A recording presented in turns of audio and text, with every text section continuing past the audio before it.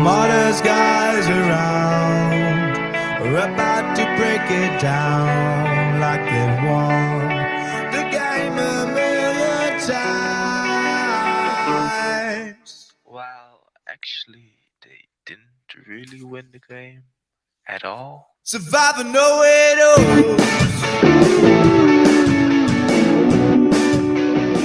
Survivor know it all.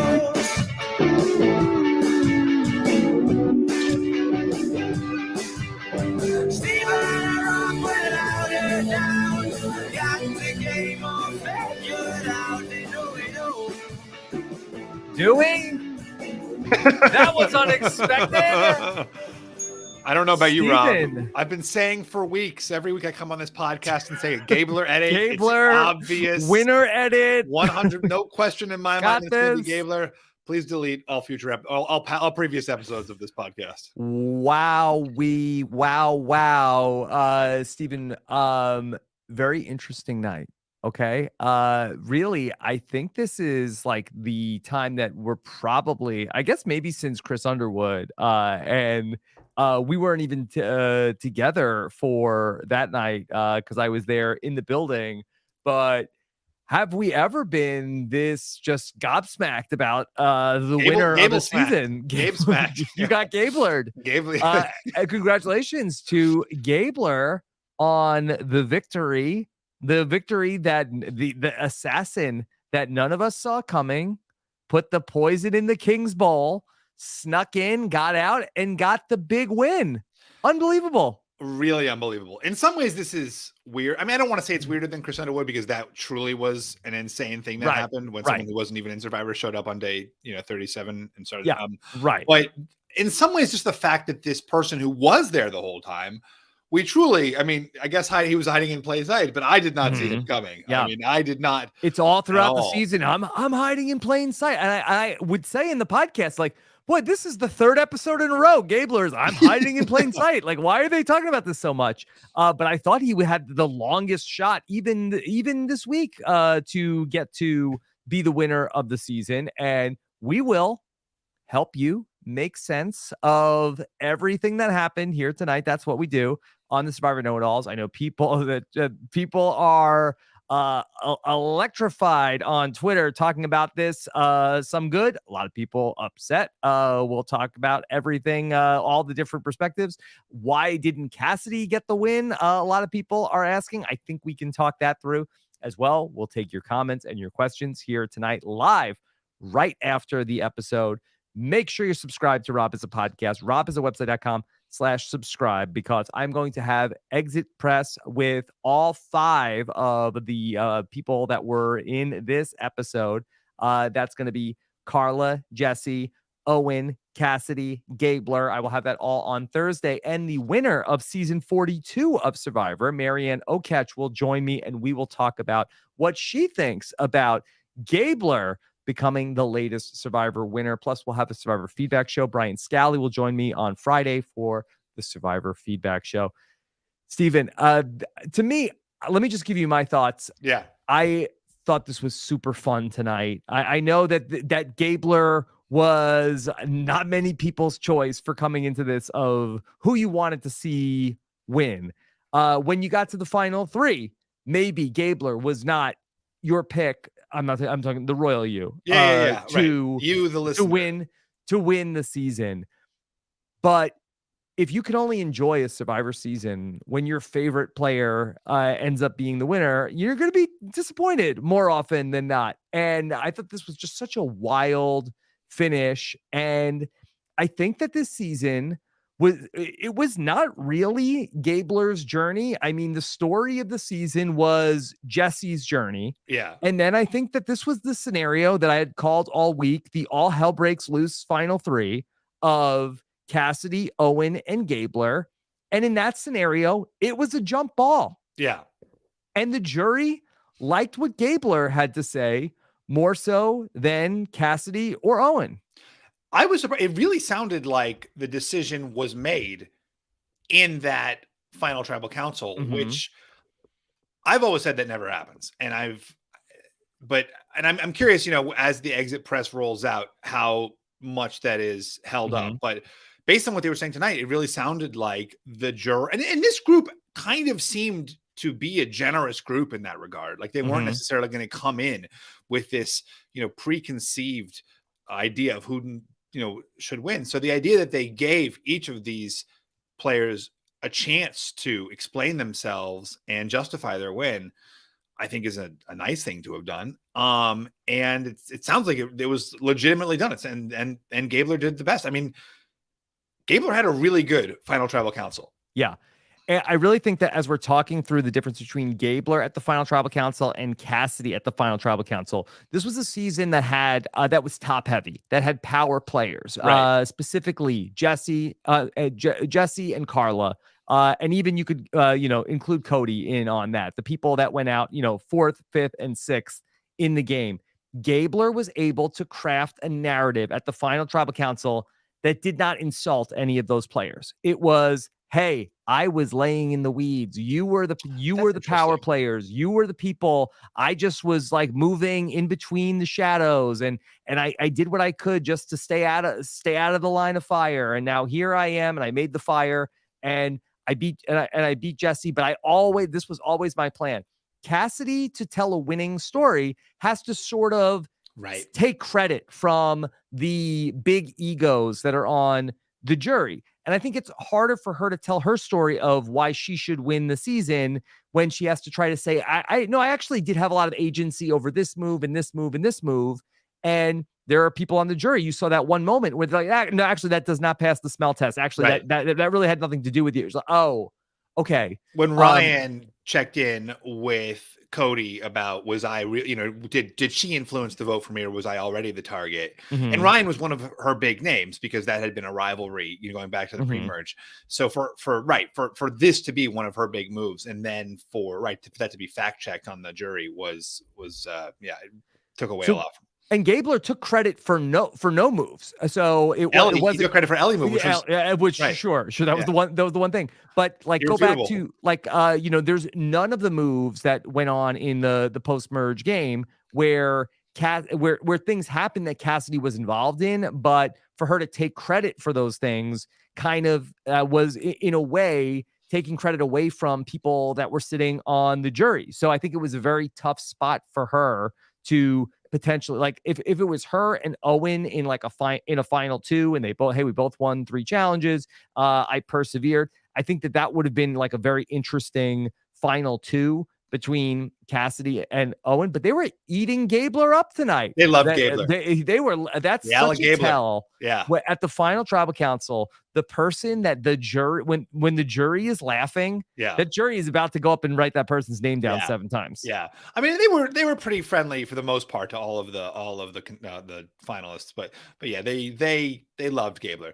So let me ask you a question here. Okay, Rob.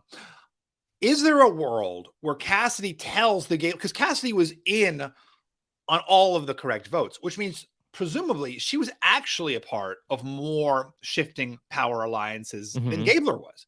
Yeah. Now, is there a world where Cassidy tells the same story that Gabler did, where she says, I was a part of all these different groups. That's why I was in on every vote, but I wasn't trying to be the one. I mean, when we saw people certainly online talking about why Cassidy was going to win, the storyline people were pointing to was the story of this thing Cassidy said in the first episode of, I don't want to stick my head up high because those are the people who get, chopped down. Like, I'm going to let all these crazy people take each other out. And that's kind of what Gabler said, right? Was what Cassidy had set out to do. Gabler said, like, hey, I tried to stay under the surface, just influencing, just being in the. What if Cassidy had said that exact same thing? Because wouldn't it also be true for her? Like, couldn't she make the same cake? Like, Cassidy's argument was more, I was there, I was in the power position, I was pushing the vote. But what if she had said instead that kind of thing that Gabler did, which was like, I was lying, I was waiting, I was shifting with the currents. Like, could she have won in that case?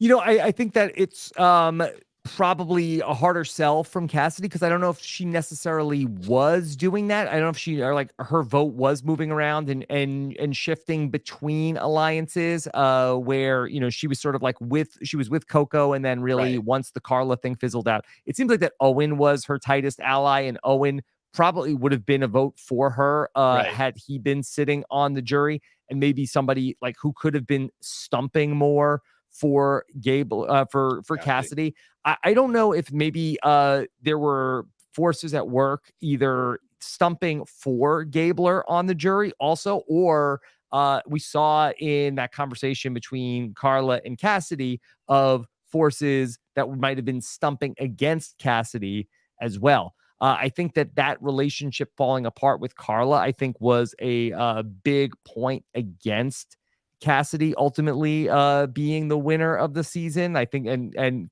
Cassidy admitted that she thought that was her biggest mistake, the way that she handled the breakup with Carla that took place, towards the end of the game. So I think that I'm very interested to hear what Cassidy thinks about all of this, but this is just such a unique situation where this person who comes from out of nowhere to win the season, I feel like that there's been very few times in a U.S. season where we have a situation like this. Yeah. And I almost want to go back and watch it, and I'm not going to do this, but I sort of want, and see, because looking back, and even there was always the check-in with Gabler of, oh, Gabler's like, there'd always be some like little, like you said, like the moment where he says, I'm hiding in plain sight, or the moment where he's having a conversation with another couple of people and it's like, got it. That's the plan. I'm in on the plan. Or, the moment where he tells Owen at the last minute, okay, this is the plan, vote this way. And one thing that the jury pointed to a lot with Gabler was the way that he kind of connected individually with them, right? Like Jesse said the thing about how, the two of them were silent assassins. And that seemed to resonate with a lot of people, that Gabler would kind of create these individual bonds with a lot of people. I just can't, it's such an interesting, it truly is because at the same time, and one of the craziest things I've ever seen on Survivor was when Gabler woke up his tribe in the middle of the night to cover them in palm fronds. Like, I still can't get over that. Owen calls him a bull in a china shop early in the season, but I think that there was a point where, like, I don't think that he was ever mean-spirited, and I think that, this was something that I think about, like, with Mateo in Survivor the Amazon. Like, he was like a weird guy, but at one point he kind of became, hey, he's our weird guy. And I think that they sort of like really enjoyed Gabler's company, even though nobody really looked at him as like a valued member of like anybody's like key coalition that they were putting together. He was kind of just thought of as a number, and you look up and he's sitting there in the final three, and everybody loves the guy.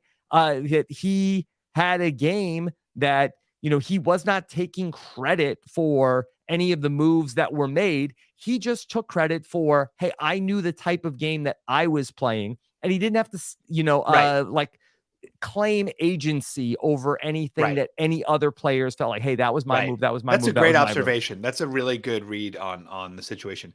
The other thing too, which I really, I guess respected about his game is that he, often when people would come to him with a plan, earlier in the cycle, he would say, I need to think about what this means for my game. And I think that as a result, he was always because he always had that kind of like free agent, that free agent sort of vibe of, okay, we can pick up Gabler for this vote.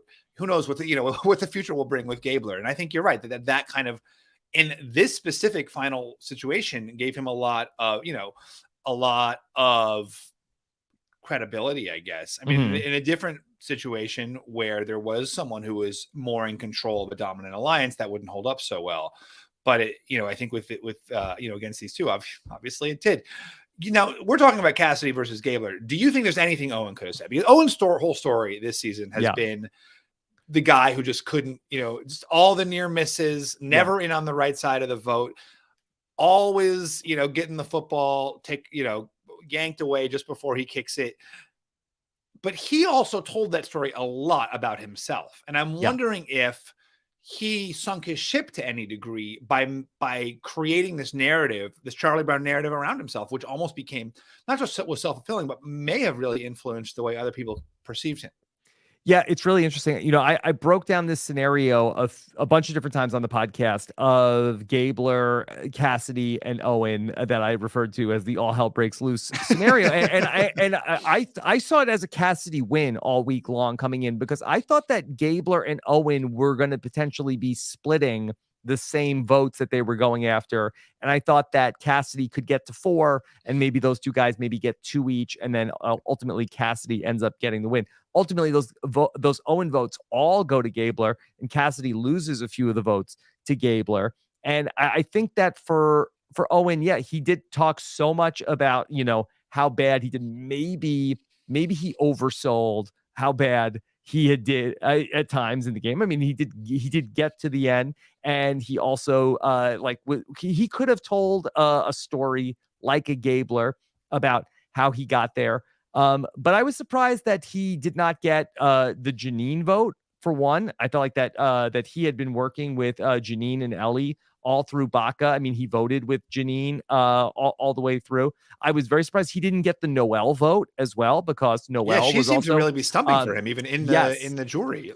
That really, I think that might have been the biggest surprise for me out of the votes, was that Noelle votes for Gabler and not Owen there. So I really thought that Owen had 2 votes in the jury that ultimately end up going to Gabler. So there must have just been a lot of goodwill towards Gabler that we just ultimately never saw.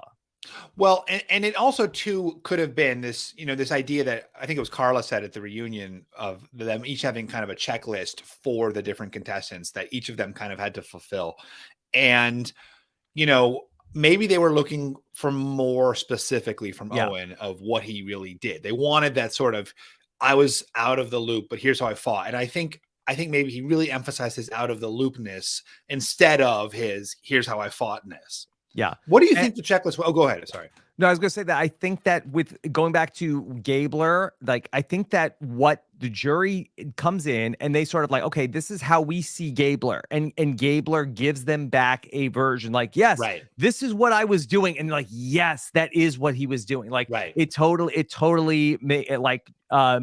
is in line with the story that the jury has about, and where Cassidy maybe is coming in and saying like, no, there was actually more that I was doing that doesn't exactly coincide with what the jury is thinking. And for Owen, I wonder if they just felt like that Owen is more of sort of like a like having like this Forrest Gump type experience of that, you know, he has like had a lot of bad luck, but somehow he ends up here in the final 3. Not necessarily by any design of his own. Whereas that Gabler was able to say, yeah, this was the plan that I was trying to do all along. Like, it was not the same plan that anybody else was trying, but this was my original plan.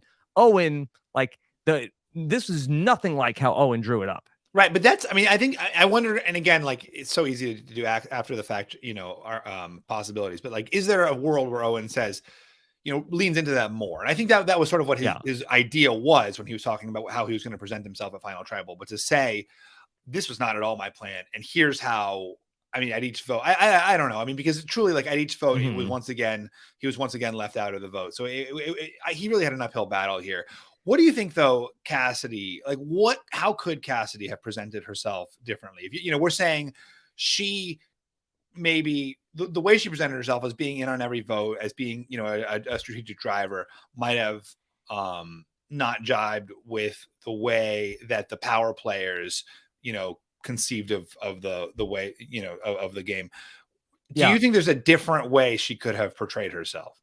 You know, I think that for Cassidy, in hindsight, I think this actually was a tough final 3 for her to be in, because I think that Cassidy comes in as sort of like, her archetype is a little bit like in a lot of the other final 3 scenarios, she would have been sort of like the plucky underdog that nobody, but she kind of comes into a final 3 with Gabler and Owen that Gabler said, you know, it's the champion, the underdog, and she was the champion. Right. Like, I think she kind of came into the final 3 maybe being the favorite out of those 3. And then Gabler was able to sort of be positioned more as the underdog. You talk about this all the time. The jury loves the underdog story. And I think that they, at the end of the day, felt like, okay, we feel better walking away the winner of our season being Gabler as opposed to Cassidy and feeling like, okay, that, Cassidy outmaneuvered us. No, that wasn't necessarily the case. It was Gabler who, was hiding in plain sight, who, basically was able to maneuver his way through all of us. I mean, in some ways it is like Survivor 38 there, with Gavin Whitson being kind of like right at the heart of that core alliance, and then still not getting the respect from the jury, as the guy who's like at the center of a strategic alliance, and it's not, it doesn't get the same respect as the person who's sort of like on the outside, like doing Gabler things. I don't know, but like, truly, like there's a little bit of like more mystery around the dark horse than around that person who's like at the center of the alliance and not necessarily being one of those flashier figureheads of the alliance. Although, I mean, Cassidy with 3 immunity wins, not flashy yet. But she's also in the final 3 with Owen, who also had 3 immunity wins. Do you think that takes away from her if she's the only one there with 3 wins? Does she have more of a resume point? Yeah, I think so. If it's like, she's like, hey, I came in, I won these immunities. I did that. And, I think that, Owen also has 3 immunity wins. And so, it's not that special to be a finalist with 3 immunity wins in this finale. In this final 3, I know a lot of people are upset. Like, well, Cassidy, she won 3 challenges, but so did Owen. That's Owen interesting that him, the very fact of him sitting there might have taken away one of her big arguments. Yeah. But she really seemed to win them when it counted, in ways that we saw often. That was like, it looked like she was going to be a target, or people were going to split votes between her and Carla, and then Cassidy would win. And Cassidy did a great job. Make no mistake. Cassidy did a great job. Would have been a very worthy winner of the season. Really looking forward to talking with her about everything that she did in her game starting tomorrow. Ultimately, though, the people that were out there with her, I asked Cody specifically about this the other day. I thought this was like kind of I don't know if you listened to my exit interview with Cody, but I had asked Cody, I said, tell me about Cassidy. I want to know where did Cassidy fit in to everything? And Cody gave a very, I thought, damning answer about Cassidy and said, yeah, you know what? Strategically, like, he said, I connected with her spiritually, but as far as strategy goes, yeah, she was not really, he didn't see her as he saw her as Carla's piece and somebody who wasn't really involved in a lot of the strategizing that was going on. And that's coming from Cody. So I thought that was interesting going into the final 3. And obviously, for whatever reasons, the rest of the jury did not feel like Cassidy was really responsible for what was going on either. Right. Yeah. It's truly one of the most wild results I think we've ever seen in this show. It really is. Just the second oldest winner ever. What's interesting, like with Bob, I feel like Bob became much more of a fan favorite. I mean, Bob also had a big immunity streak at the end. He was the last person left in his alliance. But again, like, just truly wild, really unlikely. And we can't not mention the huge thing of giving all of the money to charity. Sure. Something that it sounds like he decided on the island, and committed to there at the finale. Yeah, he said it in a confessional. Very interesting. So I really thought, like, coming into that final tribal council, it seemed like that everything was going Gabler's way during the tribal council. And then I kind of expected, okay, they're going to have a closing argument. And then here it comes. Right. He's going to bring Gabler is going to, by the way, this next minute's for the veterans. And he was going to basically, drop that on everybody. Hey, and if you vote for me, I'm going to donate all the money to veterans charity. And he doesn't do that during the game. I just thought that was incredible to me. Yeah. That he has this noble purpose. And you would feel like, okay, well, that's going to seal the deal. Right. To say it at the tribal council. He waits until after after it's announced to then say that he's going to do that. Now, maybe it would have seemed like pandering, if he mentioned it. I mean, yeah, maybe. Now, I don't know. Call me crazy. Maybe, like, wouldn't it be great if we lived in a country that actually took care of its own veterans and didn't make poor Gabler go on TV and win $1 million to give to people that are wounded, that are soldiers. Yeah. What a crazy concept that is. Yeah. But for Gabler, I mean, you saw, and really, how great is that? When you go back and you do your rewatch of the season, tell me, how great is that scene on the replay when he's doing it naming for all his the people? friends. Yeah. the challenge. It's incredible that he would have thought to do that. I'm very curious to know, did his family know he was doing this when he went okay, the good news, bad news. I won the season. Bad news is I decided we're giving all the money to the charity. So that's going to be very interesting to find out from Gabler. But yeah, what a story. I mean, could you ever imagine that we're 43 seasons in and somebody announced? I guess Yule had pledged that he would do this for in Survivor Winners at War, right? But then to see somebody actually win the show and then say it and decide it, and at what point during the game did he decide to do that? Right. I mean, we never heard of it before. Yeah. Before tonight. But of course, with this season Survivor, it could have been happening as for all we know. That's could have been happening since day one. Since when? Oh, this has always been Gabler. We know Gabler. He's always been. Well. Also, the thing that you and I, we're dressed alike, we're tweeting alike. We both stumbled upon the same thing of that. There's a point where where Cassidy talks about like one of her moves, or like, well, it's actually my move to get Ryan out. And Ryan said, I thought that you had said like, and they're like, yeah, actually, that was really the formation of the Ride or Die Alliance, and like, and that came up huge part of the season apparently. To which we say, since when? So, Stephen, how big of a deal was the Ride or Die Alliance? I mean, it got mentioned like 3 or 4 times in the final tribal about, Ride or Die. Of course, the Ride or Dies were huge. We saw it briefly. We did see it briefly. We did see when Jesse and Owen brought Gabler in during I think it was during the split tribal, right? So the Ride or Die is Jesse, Cody, Gabler, Owen. I'm sorry, Jesse, Cody brought Gabler in. I didn't mean to say Owen. I think Ride or Die was just Jesse, Cody, and Gabler. Okay. And does Owen get brought in at Ride or Die at any point? Well, there was another Final Four. It sounded like that was Owen, Gabler, Jesse, and maybe Cassidy. But I mean, this late in the game, there's like every combination of final whatevers, right? But yeah, I mean, it is interesting to think about just like all these little alliances that we know nothing about. We truly know nothing. Okay. And many of them got named tonight. Let's talk about one of the big questions was the fire. Well, I mean, I guess working backwards, fire. Did Cassidy make the right choice? On who to put up against Jesse? I think that she ultimately did.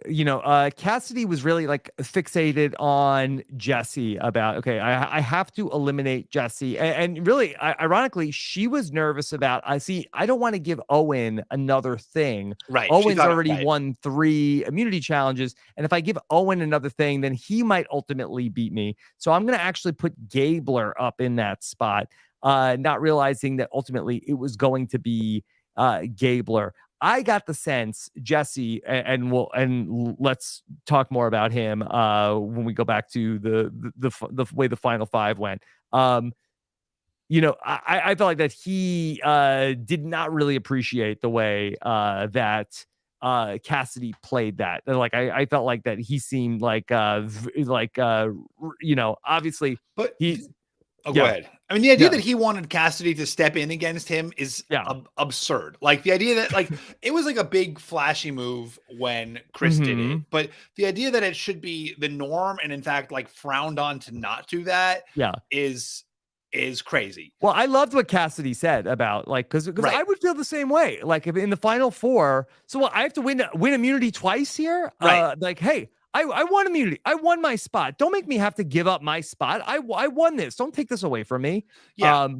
But I just felt like that. Like when she goes to give him the hug, he looks like he does not really want it from Cassidy. But that's just like, I don't even think Jesse, Jesse now I'm sure does not think that was the correct choice from Cassidy, right? Like, I'm sure that's just like a sour moment. Like, oh, she should have done it. And then I could have beaten her and then I would have won the season, But Jesse got such a beautiful send off all the way around in this episode. And, you really did. I had said, I felt gutted just for Jesse. You wonder maybe could there be Sia money in the works for Jesse? Maybe? But I thought Noelle was the lock for. Yeah, I thought she was too. But tonight might change that. Do we get an official Sia announcement? Maybe I don't know. Maybe there'll be something coming up. You should write into next week. What's Survivor shout out at at gmail.com. What a wild idea that was.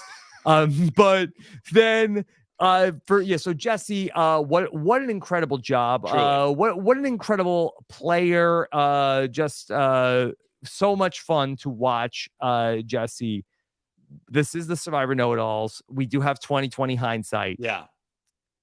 Did Jesse make the move against Cody too early?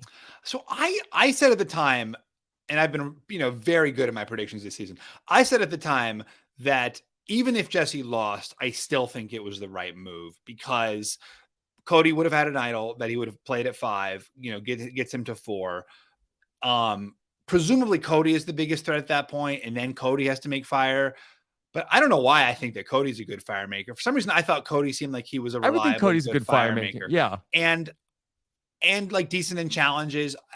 I think for Jesse to take the shot at eliminating the person who would almost certainly beat them, like you play for first, you don't play for second or third, and you have to take out the big threat when you've got the shot. And Jesse would not really get another reliable shot to take out Cody. Like he wouldn't, not only would he not really get one, he would not get another shot. So I think he had to take it. Yes, that means that he's either going to have to win immunity or make fire, but and he's never won immunity, and he's obviously not very good at fire. But I just feel like that, if Cody wins the Final 4 immunity challenge, and who's to say if he would have beaten Cassidy, that I feel like, and maybe he ends up having to make fire against Cody in that scenario. I think that maybe, like, looking back, no other person would have brought him to the final 3 except for Cody. I wonder if that would have been. I'm very curious to ask Jesse.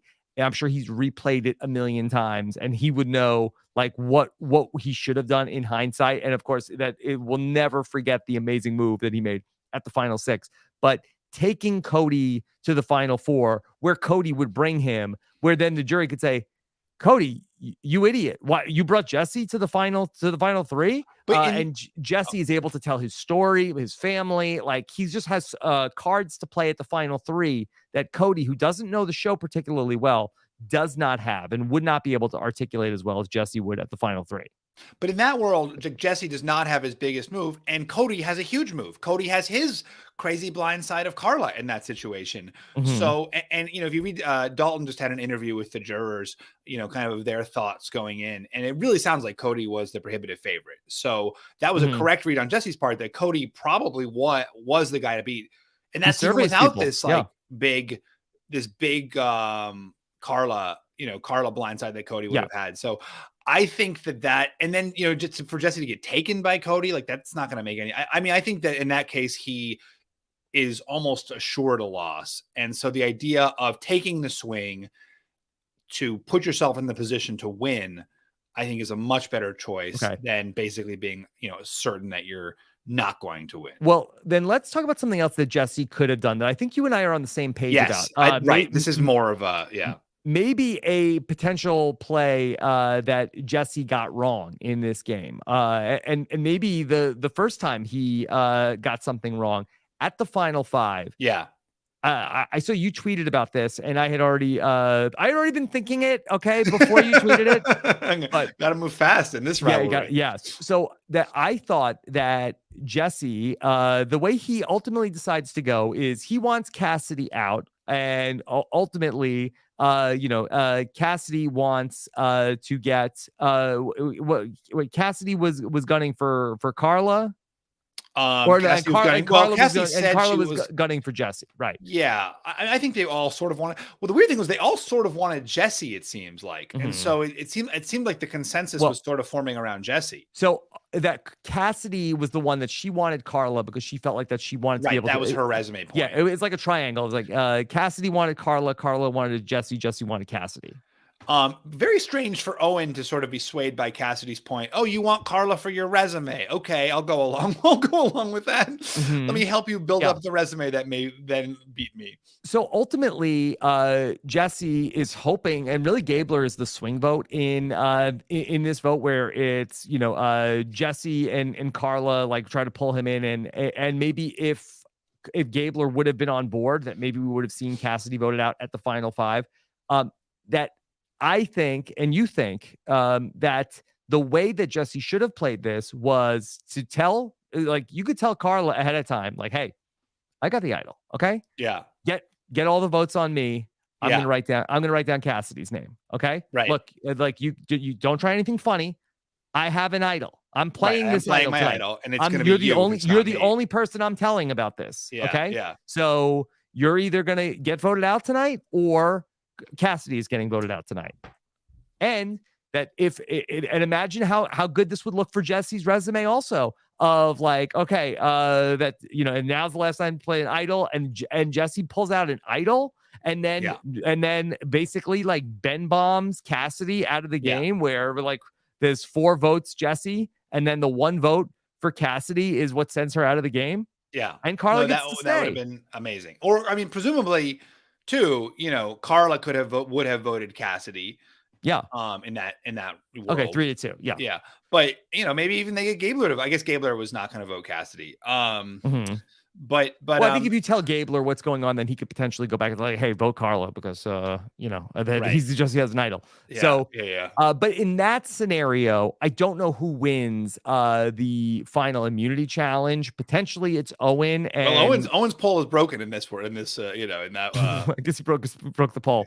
So I don't know who wins the final 4 immunity challenge, and potentially it still ends up with, you know, Jesse having to make fire against a Gabler. But I did think that he did not play that final 5 vote correctly. Yeah, I mean, it's optimally, possible that the vote was so Cassidy out overwhelmingly for Carla because of Cassidy's stumping for her, as opposed to it being for him, that there was just not much he could do. I'm sure that that was what he would have wanted.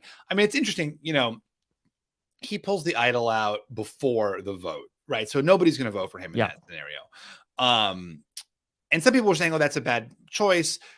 But if the votes were not on him, then that is the correct choice, because it's kind of a bad move to pull the idol out after the votes and then not have it do anything, right? If the votes were all for Carla and Jesse pulls out an idol, like, hey, I got an idol, like, okay, like, way to go. Didn't do anything. But if he pulls it out before the votes, then he can be shown to be guiding the vote. But the ideal would be to get the votes on himself.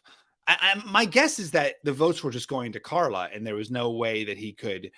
But he also didn't want to take the risk of giving Carla the idol, and then the vote. Carla tried to snake him, I think. That she wrote his name down. So ultimately, like, if he played the idol on Carla, would he have gone home in that scenario? Well, did he write down Cassidy's name? I think it would have been a revote. Might have written down, it would have a revote. But everyone's going to vote him out in that scenario. Yeah, and then so he would have potentially gone out. So that was a very astute play on Carla when I asked her about that tomorrow in the exit interview.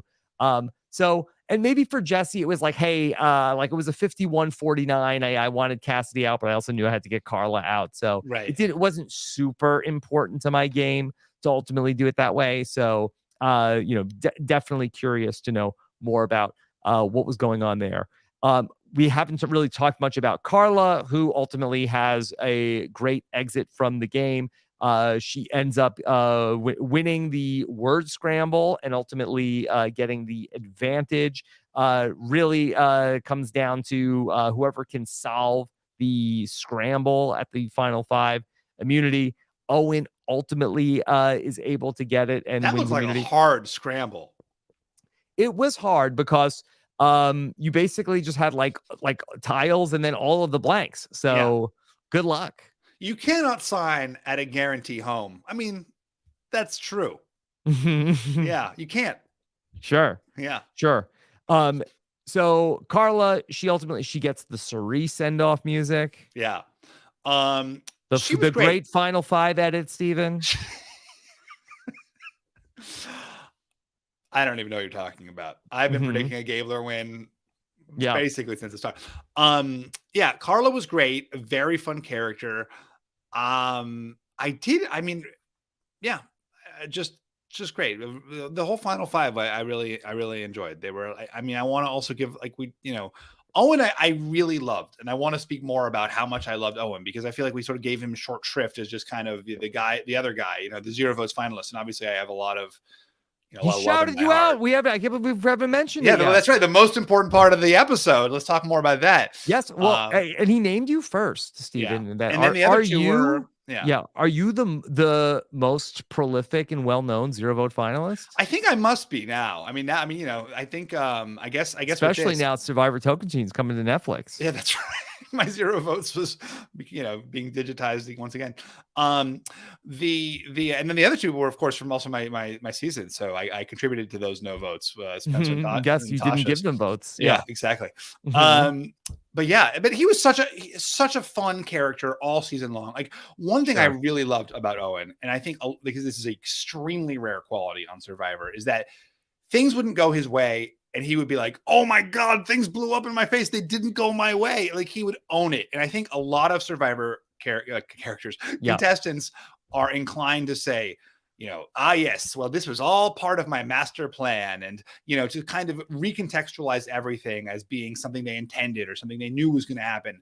And Owen really owned it. A lot of people, a lot of times when, things on Survivor happen, you have no clue. And Owen owned it. And he was, so forthright about his emotions and yet so generous with everyone around him. It was just such a fun contestant. Really the thing about Owen, the self-aware king all throughout the season, and that he was the super fan who knew he was the super fan, who knew things weren't going his way. It was a meta moment tonight where he solves the puzzle first. He goes, Carla solves the puzzle first. Right. He runs past Carla. He's at the thing. He can't find it. Ultimately, Carla pulls the thing out right from him. And I was like, oh man, this is like Charlie Brown all over again. And then he's like, boy, it's just another example of me being Charlie Brown. Like, oh yeah, he's doing the podcast on the island.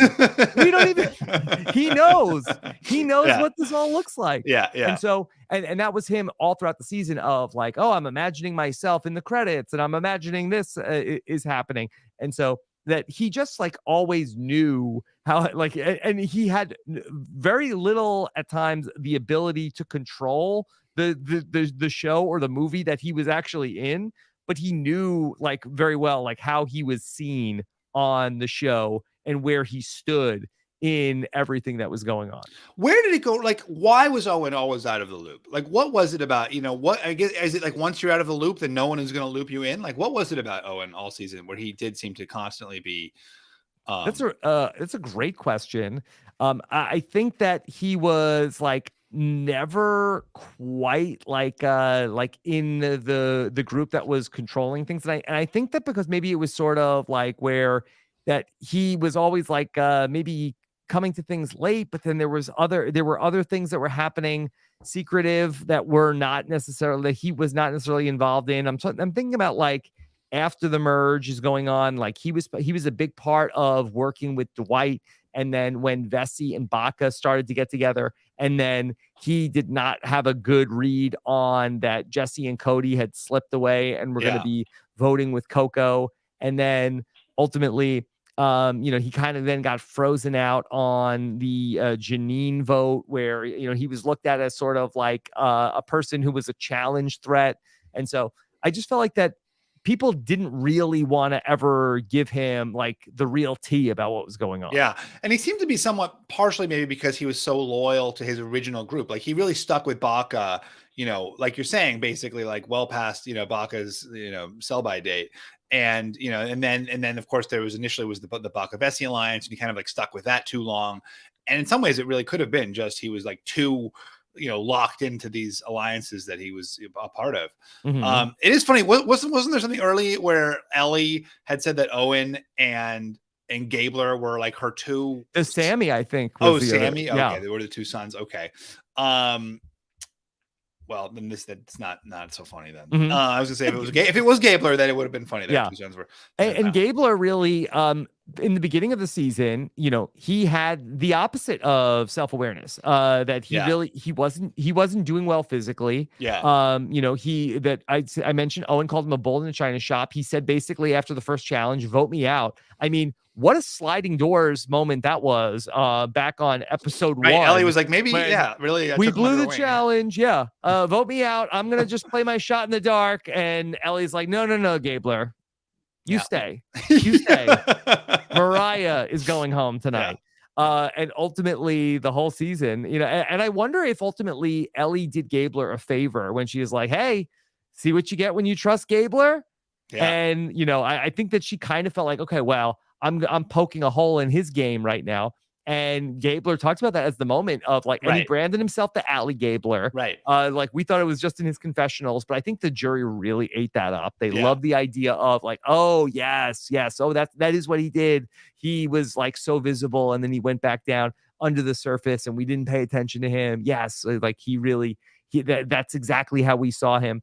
And so that when Ellie thought like, oh, nobody's going to trust him anymore. Like, I think that it was just like where people probably disqualified him as thinking like, okay, we don't have to worry about this guy anymore. He's not, Right. he's a goat to drag to the end.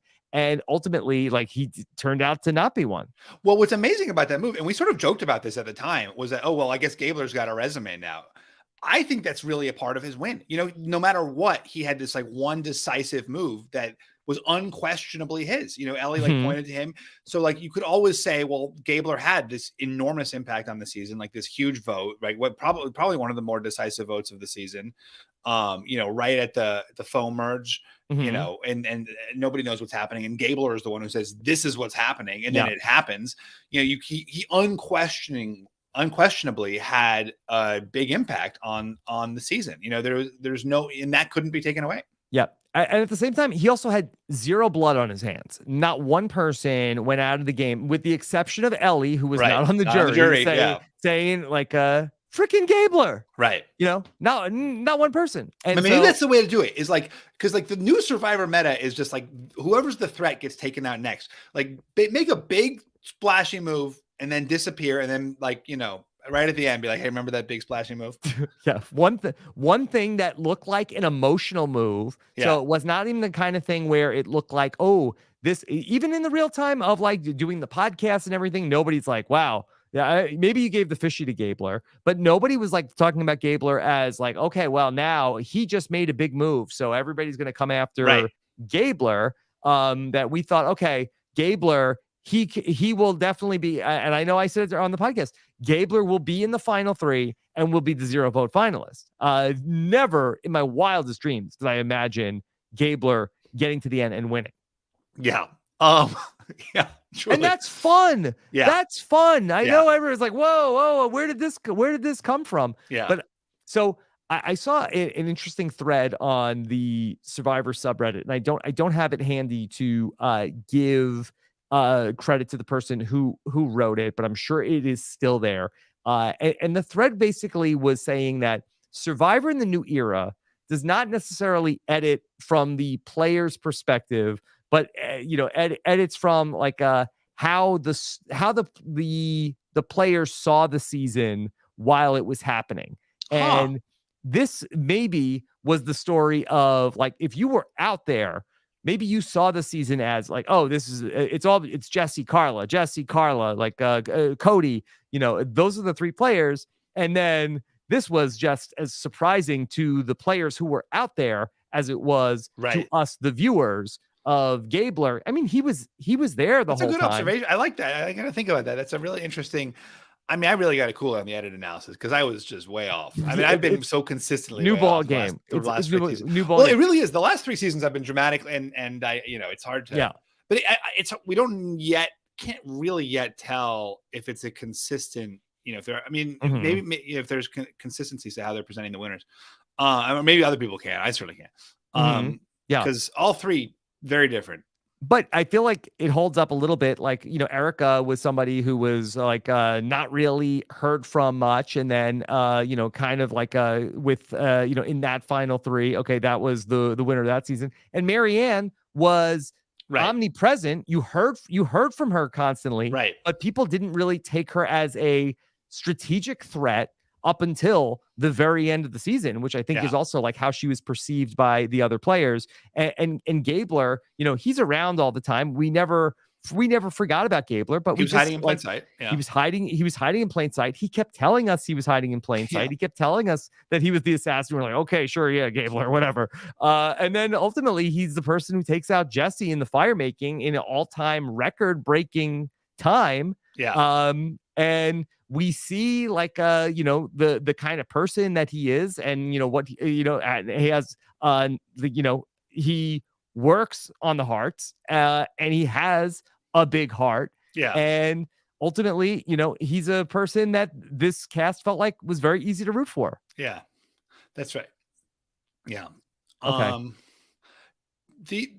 Let's talk about the reunion itself. Oh, Ron. yeah. Yeah. I haven't talked about this yet. Someone commented that Jeff seemed much less excited about the pizza this year. True, No, like a lot less. maybe I'm more excited about the champagne. No, very excited about the champagne. The pizza didn't bother me this season. I talked about this a lot last time. I didn't think there was as many people the people that were eating. I felt like it was in the background, or maybe they fixed the sound design. I did not feel that like there was as many people trying to chew and talk at the same time. But Jeff was very much like, more champagne, get in here, come on. Like it was really like very generous pours for everybody. Yeah.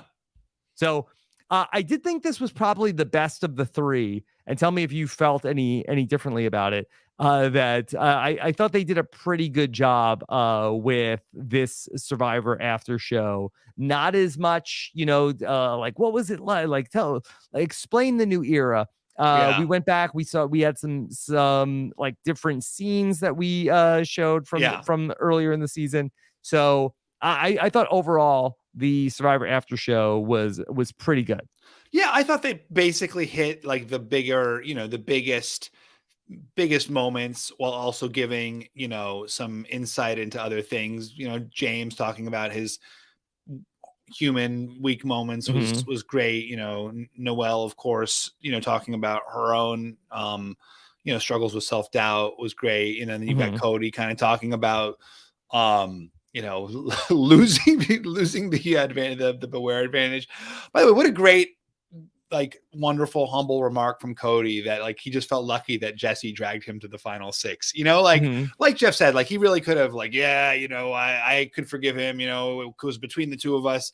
Be like, just to totally obviate that and really speak so humbly. That was such a charming moment. Yeah, I thought everybody did a really good job, and I think everybody got to talk, even though I think Samuel got to talk Sammy, 5 seconds. 5 seconds. Why should people be on the show? Yeah, that was right. Sort of. Yeah. Yeah.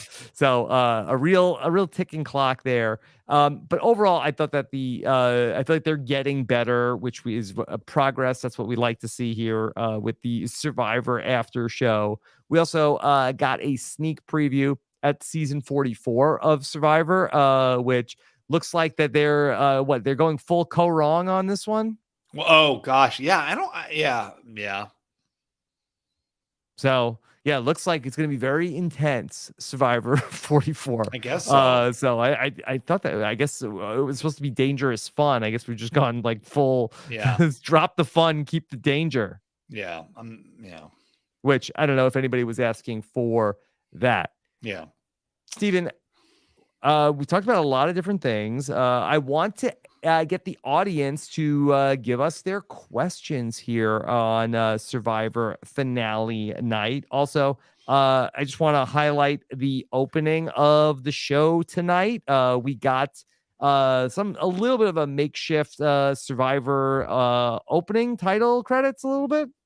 Did we? Maybe I like sort of missed it. I mean, maybe I at least the song. At least we got the song. Yeah.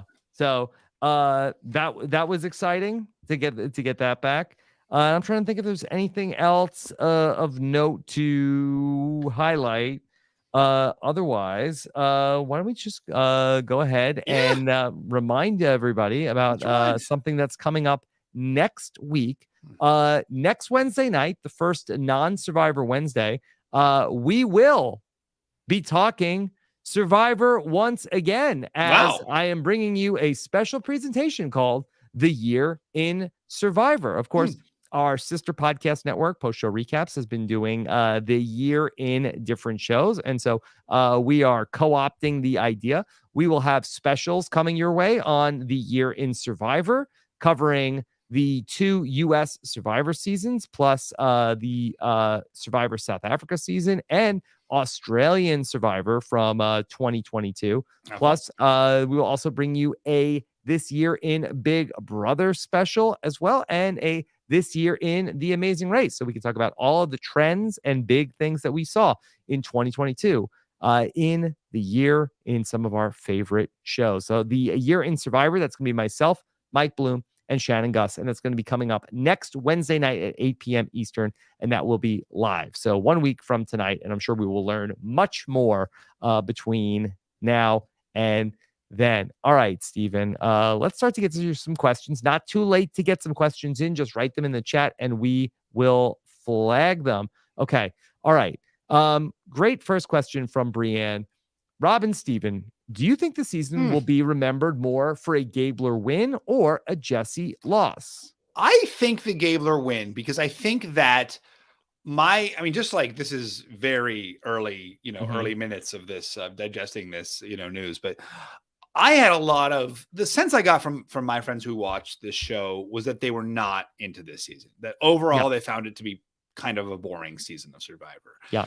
And Jesse's kind of sudden emergence as this big move and, potential win, I think for a lot of people, I mean, certainly we were all very hyped last week. I think for a lot of people seemed like, oh, this might redeem this season in a way with this like big move and this guy who's playing for his family and this like amazing story, and Gabler, I think, seems to a lot of people sort of like a more of a WTF winner for like a kind of WTF season. And so my feeling is like the Gabler win will push the whole season down in Dalton's rankings and maybe in a lot of people's as well. I mean, I think people will remember Jesse's big move, but I think the story of this season is going to be, this kooky Gabler win on a kind of subpar season of Survivor.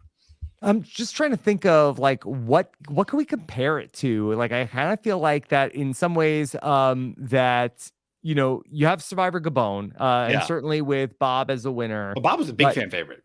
Bob is a big fan favorite, but I feel like that the you don't have a Jesse or a Carla in Survivor Gabon.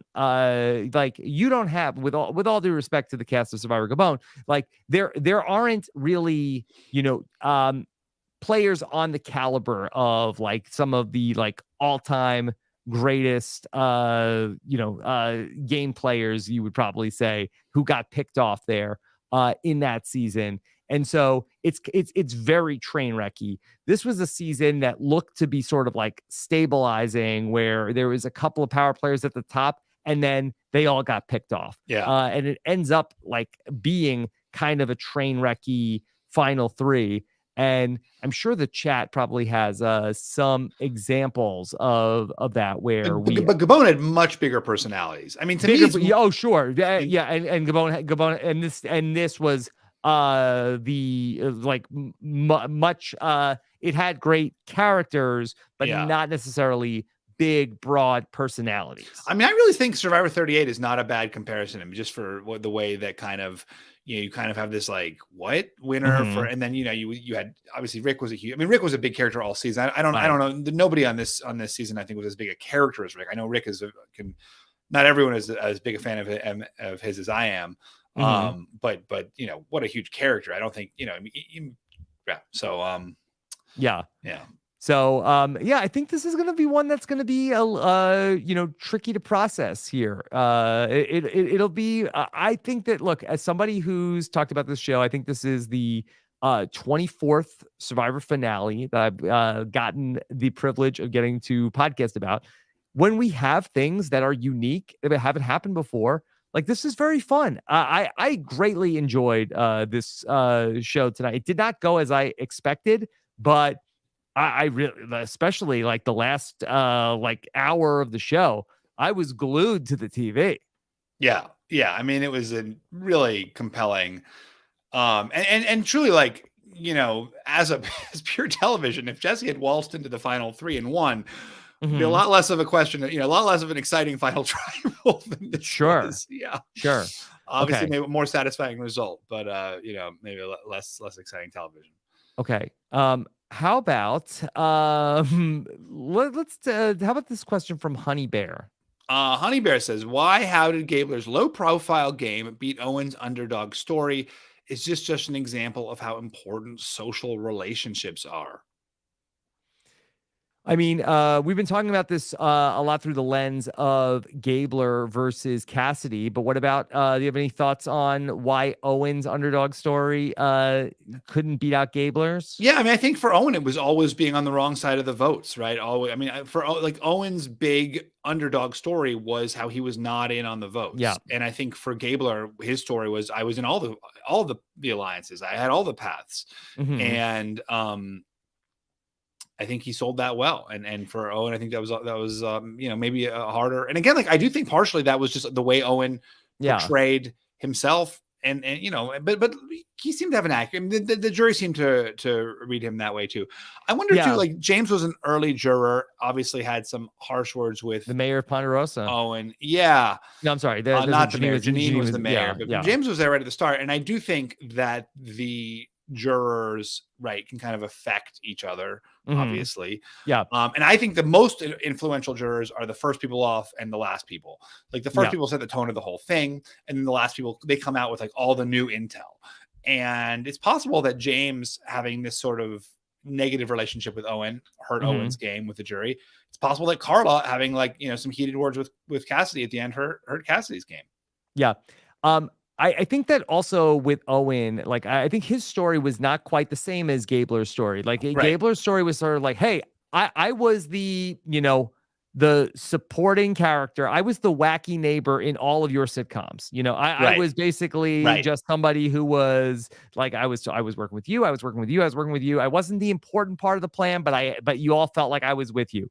That Owen, because to go back to the Charlie Brown analogy, he kept going for the chance to kick the football. He kept looking for his big move that was going to be his chance to turn the game around. And he, at many points, did not succeed in doing that. So that Gabler was not as ambitious as Owen ever was in the game, but Gabler had a much higher success rate than Owen did during the game. And I want to tell the gold standard for me for tribal council performances is always Cochran's performance, and his Todd.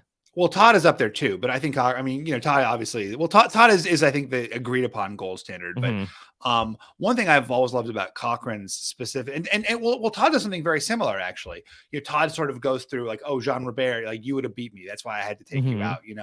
Really like it's all about making the jurors feel special and important and like they really deserve the win.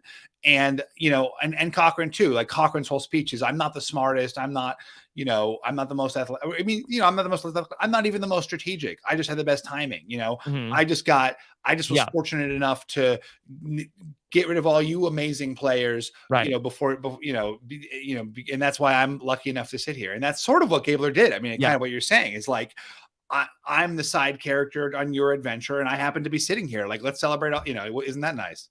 Right. That he was able to like hang his hat on things that nobody else had been trying to claim. And, just going back to the final tribal council in Survivor, the Amazon, where you had Jenna and Matt, who, despite what how people might have felt about it on television, for us, the jury, we kind of felt like that this was like, how are these two hey, Dina, Alex, Heidi, like, can you believe this? That this is the final. These two are the final two. Yeah. And we were all hoping for a Dina Heidi final two. I remember I was rooting for the Dina Heidi final two. Yes. And that I think that Matt was trying to like kind of claim ownership over things. Like, like he didn't like. Yeah. What is he even talking about? And Jenna, I think, was much more like deferential about like, the roles that we, the jury, played in things. And she also, and she'd won 4 challenges as well. So it's kind of, she's kind of a blend between, Gabler and Cassidy in the scenario. But that was ultimately, she was runaway there, where that, we felt a lot better about her than Matt, who we felt like was not in the loop on things and like a little bit was more trying to say that, no, I actually did know about all those things the whole time and stuff like that, which didn't really match with what we had thought. Let me bring in another question from the great Pretty Good Cards, who produces all sorts of incredible cards that, as the name suggests. It doesn't suggest they're incredible, actually. It says they're pretty good. Better than pretty good. That's they're being humble, like we're saying a final tribalist should. Yes. Will the fact that Pretty Good Cards wants to know, will the fact that fire making killed Jesse's game give us our best shot at that twist finally being shelved? Well, So there was certainly a lot of anger at the fire making twist generally, mhm. but the counter argument is Jesse's getting voted out at the final four no matter Yeah, what. I kind of feel like that the final four fire making actually, Jesse had two lives. Yeah. That basically in this world where there is no final four fire making, Jesse is going to be voted out. What Yeah. 3-1 at tribal council that Yeah. night. So really, the final four fire making gives Jesse two lives. Ultimately, it's what gives Tony the win in Winners at War. Tony did not win. Natalie wins the final immunity challenge, and Tony would have been voted out probably going into that final four tribal council. The final four fire making gives that player like a second shot. So I don't think that the final four fire making is going anywhere, and it really is not the reason why Jesse ends up losing. Or is it, Rob? Because if there is no final four fire making, maybe Jesse doesn't blindside Cody.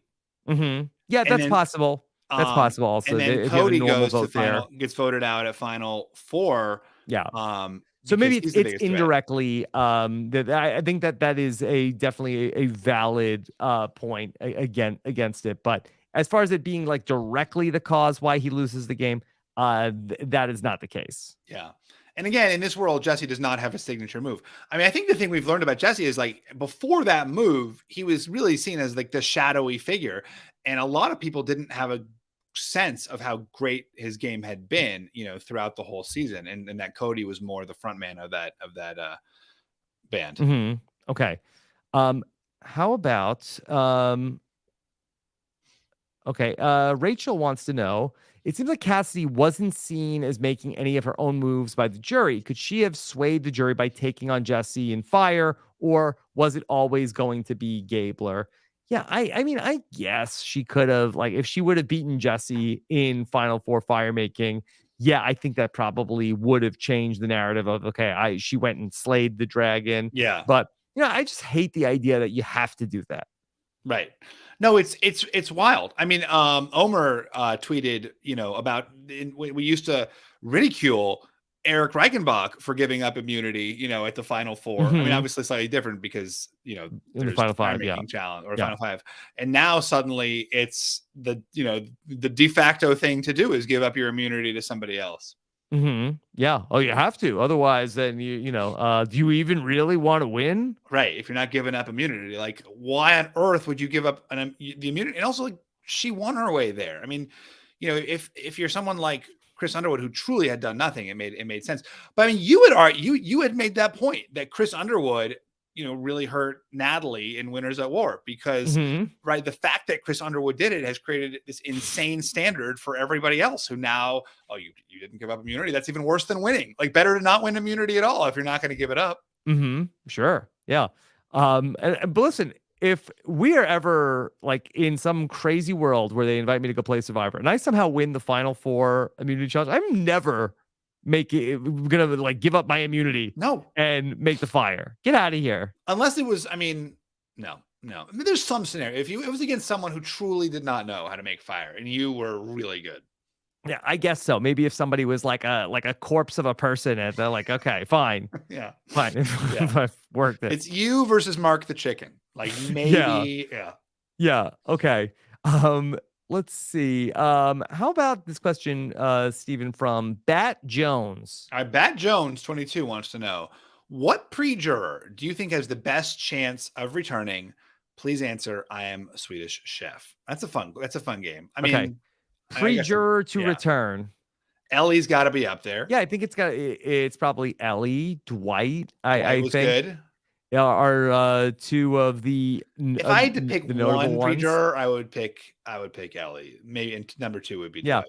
And Mariah also, I think, would have been really fun to have around in the season. Had she, it's going to be tough for a first boot to come back. But I think that Ellie, especially that, if they could ever do like a rival season, and you wanted to bring back Ellie and Gabler. God, I'm in. But this season had a lot of like, you could see Owen coming back. I mean, obviously Jesse, Carla, Sammy certainly. Yeah. I mean, Cody for sure. I mean, yeah, that is a great cast of season. But Steven, could you imagine? And I don't know how they necessarily do it in the new era. So I imagine that the pre-jurors are still in Fiji, but they are not with where the players who have made the jury is. But when they reconnect, when they tell Ellie, and they say, Ellie, Oh, you're no. never gonna believe who won the season. They'll be like, who? Gabler. Her head's gonna explode. Yeah. How did that not happen? Amazing.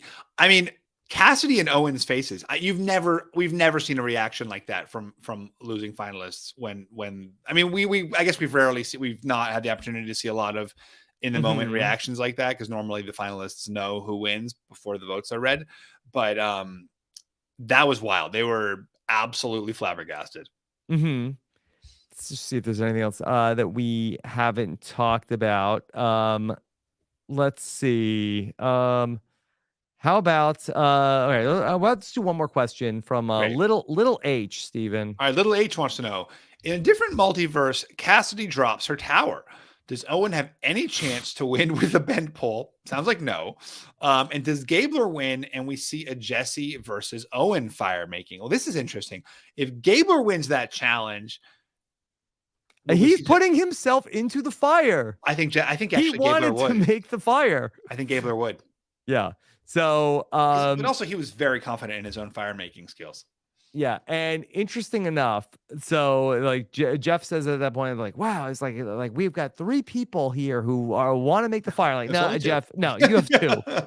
Jesse does not want to make the fire. Jesse's like, no, let's make this very easy. They both want to make fire. Let's let them. Yeah, Jesse's like, do not put that evil on me. I do not want to make the fire. Yeah. Okay, Steven, what a ride we've been on here in Survivor 43. You know, unpredictable. We did not see this coming. Definitely did not see this coming. I can say that for sure. Yeah. I do wonder, like, that when you go back and do your rewatch, like, how many rewarding things are there along the way? Just hinting to this Gabler win. Like, this is now canon, my imminent rewatch. Yeah, starting tomorrow. I've never rewatched a season, and my first one is going to be this Survivor 40. You've never rewatched any season? I don't think so. No. Yeah. Not even your own? I mean, maybe parts of I don't think I've watched the whole thing. Well, it's coming up on Netflix. I know how it ends, and I don't like it. You know? Yeah. Coming to Paraphrase Podcast, the Survivor Tokachi's rewatch. Yeah, exactly. Yeah. Okay. Well, this was really, really fun. I know this is a controversial ending to this season, but wow, this was interesting. It was interesting. We can say that. Yeah. And so we will have a lot more to unpack with all of this as I get the chance to speak with the final 5, including the winner on Thursday. And so we will do all that, and we will have a full slate of coverage coming your way here over the next couple of days. Okay. We are here right now at the Survivor Know-It-Alls. I'll have exit interviews. A recap show with Marianne Okich, winner of Survivor 42. Great. Get her take on all this. And Brian Scally will join me on Friday for the Survivor Feedback Show. Plus, the Survivor B&B, Survivor Global, why Gabler won, the Stock Watch, and Bryson Wendell when they get through with their viewing party tonight. I don't think they'll record tonight, but pretty soon they will be talking about on the Survivor News about this big win for Gabler. Wow. Can you believe it? Wild.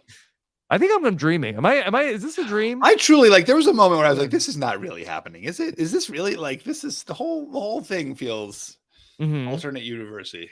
Yeah. I think I'm going to wake up pretty soon. Okay. Yeah. All right. Last night, got the chance to talk to Derek, X, and Claire about their experience on the Amazing Race 34. Did they have fun? Yeah, they had fun. These 2 are incredible to talk to. I think everybody that watches them just feels like, oh yeah, these are my friends. And they really had us dying on the Amazing Race deep dive last night. Jess and Mike joined me for that one. So if you haven't watched that one, it's a really fun one. Watch the video. Check out Claire and Derek over on Robin's podcast. Then this next week on Tuesday night, we'll be talking about the year in Big Brother. We'll be talking about Celebrity Big Brother 2022, Big Brother Canada 10, and Big Brother 24. What a crazy year for Big Brother. We'll be talking about that live coming up on Tuesday night. I believe that'll be at 8 p.m. Eastern if you want to join us live, maybe even 7 p.m. Eastern. Okay. Check. Well, as we get closer to Tuesday, check the date and time. All right. And then the Real Love Boat is coming to its conclusion next week. One more week of the Real Love Boat. Kirsten and Jenny and I talked about the Real Love Boat earlier tonight. So check that out. Our episode 11 recap. Stephen, have you been keeping up with the White Lotus? No, I'm really excited. I haven't had a chance to watch it, but I'm very excited. Yeah, you'll love it. Okay. Of course, Josh Wigler and I, that we're getting together once again to talk about scripted TV every single week. And we're doing that over on post-show recaps. And we were joined by Ariel and Dr. Amanda to talk about the White Lotus season 2 finale. Of course, just part of the great White Lotus coverage going on over on our sister podcast, the post-show recaps. All right. I will be live with the patrons this Friday for Patron Happy Hour. We'll be doing that at 2 p.m. Eastern. Of course, if you are a patron of Robin's podcast, you could join us on Discord or in our Facebook group. I'll be taking your calls. I'm sure we'll talk much more about this Survivor finale coming up on Friday this week. We put that out as a podcast. One of the perks you get when you become a patron of Robin's podcast. I appreciate all the support we get from our amazing community of reality TV fans, who I'm sure have a lot to say about what happened here tonight. You get all of our patron content, plus access to our patron groups on Facebook and Discord, and the ability to join us live for some of our shows, including our live podcast with Marianne coming up tomorrow. It's all part of what you get when you become a patron at robinswebsite.com/patron. Of course, thank you for listening to our coverage all season long. Make sure you don't miss anything when you're subscribed. robinswebsite.com/subscribe. Subscribe for free on Apple Podcasts, Spotify, or wherever you get your podcasts. All right, Stephen, what's coming up for you? You got the rewatch. Yeah, got the big rewatch. Survivor plan. 4. What's first, Survivor 43 or Tocantins? I guess Survivor 43. You got to watch that Gabler edit. You know, Yeah. I mean, you need to like get into the weeds on this one and take notes. Mhm. Nothing much, Rob. You know, we've been wildly ill. The part of parenting that everyone tells you about, but which you never really imagine for yourself, is how just sick you get every time your child gets some like passing illness and it like lays you up for 2 weeks. So we've been like largely laid up for weeks at a time. So I'm expecting more of that. Well, like days at a time. I'm that's going to be my hopefully by the time we're podcasting again in March, February. When do we do it? Well, March 1st, Survivor 44. 1st. Are you coming back? What do you mean? If I'm invited, I haven't been replaced. Okay. All right. Well, now I feel like this is sad. This is the last time I'm going to talk to you until March. I mean, you've got my number. Well, okay. Then let me say, happy Hanukkah. Oh, thank you. Happy you as New well. Year. Thank you. Happy birthday. Oh, thank you. Wow, you're really running through all the milestones. Yeah. Well, if I don't hear from you until March 1st, you can call. You can text me on my birthday. I mean, okay, all right. I see these tweets you make for Bryce. It's like, oh my god, like I've known Rob a lot longer than he's known Bryce, and these like, this is the most amazing human I've ever met in my life. You inspire me every day. Like, what I inspire you a little bit. I deserve at least little bit, like a little bit. I mean, we have the same we're tweeting the same, so. Yeah, exactly. Okay. All right. Well, Stephen, congratulations on Survivor Tocantins coming to Netflix. Are you excited? Yeah, I am excited. Yeah, I think new generation. Yeah. I'm hopeful that, in 2008, I was seen as a weasel rat snake in a bad way. And I think that now the 2022 audience will look more favorably upon me. Well, but who knows? I mean, I could be getting a lot more, a lot of the same criticism that I do. We'll see. It'll be interesting. Would love to hear about how this journey goes for you. Yeah, thanks. I'll keep you updated. Okay. To everybody who joined us and stayed up late, really appreciate you being here with us on a very interesting and unforgettable night in Survivor history. I will have all of the exit press coming up on Thursday, plus Marianne Okic. Thanks for joining us once again for another season of Survivor Know-It-Alls. Take care, everybody. Have a good one. Bye.